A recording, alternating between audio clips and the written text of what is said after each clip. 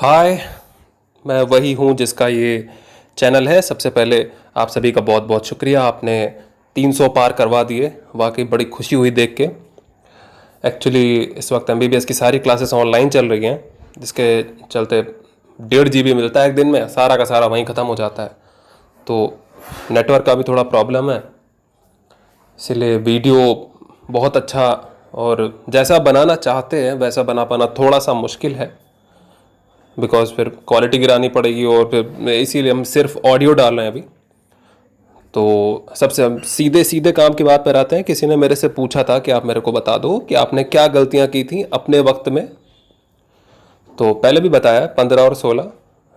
अगर आप अपना अनसॉल्व पेपर देखोगे तो 15 और 16 में आपको AIPMT उस वक्त बोलते थे 2 पेपर मिलेंगे, बिकॉज लीक हुए थे। 15 में लीक हुआ था, 16 में 2 बार हुआ था, फेज़ 1 और फेज़ 2 दोनों हम देकर बैठे हैं। तो उस वक्त मेरे से क्या गलतियां हुई थी मैं बिल्कुल बताना चाहूँगा आपको, ताकि आपसे वो ना हो। तो जब ये कंफर्म हो गया था कि पेपर दोबारा होगा 15 में एंड 16 में अगेन, तो सबसे पहले मैंने ये किया था कि मैं गया था और मैंने AIEEE और IIT के अनसॉल्व खरीद लिए थे। बिकॉज मेरा ये मानना था कि AIPMT का हम इतनी बार लगा चुके हैं कि अब मुझे सब कुछ आता है। मुझे थोड़ा अपना स्टैंडर्ड बढ़ाना चाहिए और मुझे वो लगाने चाहिए, अपना नॉलेज को परखना चाहिए। सबसे बड़ी बेवकूफ़ी, सबसे बड़ी गलती, गधापन मेरा यही था। मैंने एक भी बार ये नहीं सोचा कि वो इंजीनियरिंग के एग्ज़ाम्स हैं। और आप अगर खुद भी नोटिस करो तो 90 क्वेश्चन थे उस वक्त 15-16 में जब हमने लगाया था। 30 फिजिक्स, 30 केमिस्ट्री, 30 मैथ्स में, और 3 घंटे का वक्त उनका भी है, जबकि हमारे 3 घंटे में 180 क्वेश्चन आते हैं।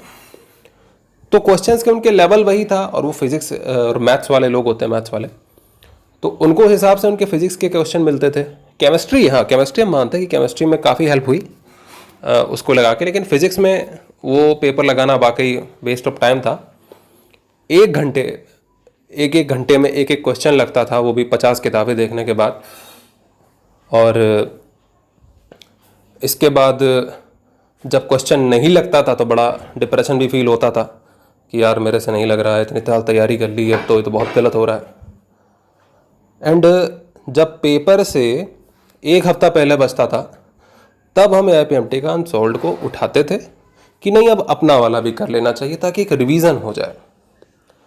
ये एक बहुत बड़ा फॉल्ट था मेरे हिसाब से, बिकॉज मैंने ये चीज़ नोटिस की कि जब फिजिक्स के AIPMT के क्वेश्चंस को लगाते थे तो इतनी बार लगा लेते थे कि आंसर याद हो जाता था, और फिर क्वेश्चन को कैसे करना है दिमाग में ये नहीं आता था। दिमाग में ये आता था कि ये आंसर है, कुछ भी करके ये आंसर ले आओ बस। सबसे बड़ी मिस्टेक, आंसर आ गया, ये नहीं पता आया कैसे, कोई कॉन्सेप्ट का नॉलेज नहीं, कौन सा फॉर्मूला लगाया है, क्यों लगाया है नहीं पता। एकदम एकदम जैसे रिवाज चल रहा हो कि पहले कंजर्वेशन ऑफ लीनियर मोमेंटम लगा दिया, फिर कंजर्वेशन ऑफ एनर्जी लगा दिया, हो गया आंसर इसी तरह आ जाएगा। जबकि हर जगह ये नहीं लगाना होता है। मतलब आंसर आ गया, ये नहीं पता कैसे आया। तो ये सबसे बड़ी गलती थी मेरे हिसाब से मेरी, और कोई फ़ायदा नहीं हुआ उसका। ऐसा भी हुआ 69 नंबर आए थे मेरे 15 में, और शायद 90 नंबर थे 16 में। तो ये एक बहुत बड़ा मिस्टेक था। अगर आपके साथ भी ये हो रहा है कि भाई आप सारे के इतनी बार क्वेश्चन किया है कि सारे के सारे आंसर याद हो गए, लेकिन जब आप क्वेश्चन करते हो तो आपको खुद नहीं पता होता आंसर कैसे आ गया, बस आ गया सेटिस्फैक्शन। इस चीज़ से बचिए भाई। केमिस्ट्री लगा लो अगर तुम्हें इतना ही है, IIT वाला। मेंस वाली लगाना भाई, एडवांस वाली मत लगाओ। उस लेवल का हम लोगों को ना पढ़ने की ज़रूरत है, ना कोई मतलब है। हमने खुद करके बैठे हैं, इस बार का पेपर भी हमने देखा है, कोई मतलब नहीं निकला। तो फिज़िक्स तो मेरे भाई अपना वाला ही लगाओ। क्वेश्चन और कॉन्सेप्ट बहुत रिपीटेशन है, आप अगर आप नोटिस करो बहुत रिपीटेशन है। Conservation of linear momentum, conservation of angular momentum, और जो ये एनर्जी कंजर्वेशन, यही बार बार यही हो रहा है। तो ये चीज़ थी जो मेरी समझ में आई, हमने इमीडिएटली स्टॉप किया। 17 में सिलेक्ट हुए, 18 में सिलेक्ट हुए थे, तब मैंने यही किया था। छुआ ही नहीं, IEEE एडवांस सब किनारे बेच दिया कबाड़ी को। सिर्फ अपना लगाया, पूरे साल अपना लगाया, सिर्फ ये जान के लगाया कि आंसर आया है तो आंसर कैसे आया है। आंसर लाने की कोई जल्दी नहीं। दूसरी सबसे बड़ी गलती ये जो ईगो है ना, रिपीटर वाली ईगो, भाई मेरे को एनसीईआरटी आती है, बिल्कुल पढ़ रखी, एकदम फिंगर टिप पे है। इसको थोड़ा आप छोड़ें, फिंगर टिप पे आपके एग्जाम्पल हैं, है ना, ये है रियलिटी। जो एग्जाम्पल है ना, वो जो शुरुआत वाले मॉर्फोलॉजी वाले और इकोलॉजी वाले, ये सब हैं, कॉन्सेप्ट फिंगर टिप पे नहीं है। आज भी एनसीईआरटी उठा लोगे भाई, कुछ नई चीज़ें मिल जाएंगी। अगर आप ये सोच के बैठे हो कि एग्ज़ाम से 2 हफ्ता पहले एनसीईआरटी उठा लेंगे तो भाई मेरे भूल जाओ, सब साफ हो जाएगा, पता भी नहीं चलेगा। कुछ चीज़ें हैं जो रोज़ करनी होंगी, एनसीईआरटी है भाई, रोज़ पढ़ो।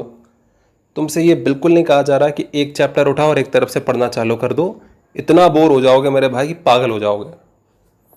कोई भी चैप्टर उठाओ, उसका एक हिस्सा उठाओ, उसे पढ़ो, फिर बंद करो, दूसरा चैप्टर उठाओ, उसका दूसरा हिस्सा पढ़ो। भाई अगर तुम मेरी तरह रिपीटर हो तो तुमने इतना तो किया ही होगा, मतलब एनसीईआरटी इतनी बार तो पढ़ ही रखी होगी। लेकिन ऐसा बहुत कुछ है, हम आज भी एनसीईआरटी पढ़ते हैं, हमें कुछ नया मिल जाता है। एंड हाँ बिल्कुल, एमबीबीएस में काफ़ी काम आती है एनसीईआरटी। एनसीईआरटी बहुत डीप चीज़ है। और तो ये दूसरी गलती थी कि एनसीईआरटी छूना बंद कर दी थी बीच में, फिजिक्स और केमिस्ट्री के चक्कर में एनसीईआरटी को छूना बंद कर दिया था। आखिरी के हफ्ते में सीधे उठाई थी एंड अच्छा खासा भुगता, फिर से लौट के आया तैयारी करने के लिए। एंड एक चीज़ तो बताना ही भूल गए, यूट्यूब उस वक्त जियो आया था नया नया 16 में, तो यूट्यूब पे बैठ के इंटरव्यू देखा करते थे सबके, जितने टॉपर हैं। इन्हें ये एलन और आकाश के जो चैनल्स हैं, इन पर टॉपर्स के बहुत इंटरव्यू देखा करते थे और उनको फॉलो करने की कोशिश करते थे। I think one of the biggest hugest mistake ever कांड था ये तो। भाई किसी को फॉलो नहीं करना है, कुछ भी हो जाए किसी को फॉलो ना करना। जो तरीका है उसी तरीके पे कायम रहो जिससे तुमने आज तक काम किया है। ये टाइम प्रयोग करने का नहीं, एक्सपेरिमेंट का टाइम गया। ठीक है, तो इंटरव्यू देखना मोटिवेशन के लिए देख लो मेरे भाई, लेकिन अभी प्रयोग मत करना। ये चीज़ है। दूसरी चीज़ है जो मैं आपको इस ऑडियो में तो नहीं बता सकता, लेकिन मैं एक बाद में बता सकता हूँ, हिंट दे रहा हूँ मैं। एक सबसे बड़ी चीज़ जो हमने की थी वो था सिलेबस को छोटा करने की कोशिश करना। ये कैसे किया जाता है? फिजिक्स का थर्मोडायनेमिक्स, केमिस्ट्री का थर्मोडायनेमिक्स बिल्कुल भी अलग नहीं है। नाइट्रोजन वहाँ पे भी है, यहाँ पे भी वही है। फॉर्मूले में माइनस प्लस का थोड़ा सा फर्क है, लेकिन बाकी सब कुछ सेम है। केमिस्ट्री का एटॉमिक स्ट्रक्चर और फिजिक्स का एटॉमिक स्ट्रक्चर बिल्कुल भी अलग नहीं है, सब सेम है। तो आप अगर इधर पढ़ लेते हो तो उधर पढ़ने की ज़रूरत नहीं पड़ती है। तो अगर आप इस तरह के कनेक्शंस और भी ढूंढोगे तो आपको बहुत सारे मिल जाएंगे, और अगर आप एक जगह पढ़ लेते हो तो फिर आपको दोबारा पढ़ने की ज़रूरत नहीं पड़ती। इसका सबसे बड़ा एडवांटेज ये होता है, एक बार पढ़ लिया, रिवाइज हो गया, थोड़ा सा कॉन्फिडेंस आ गया। और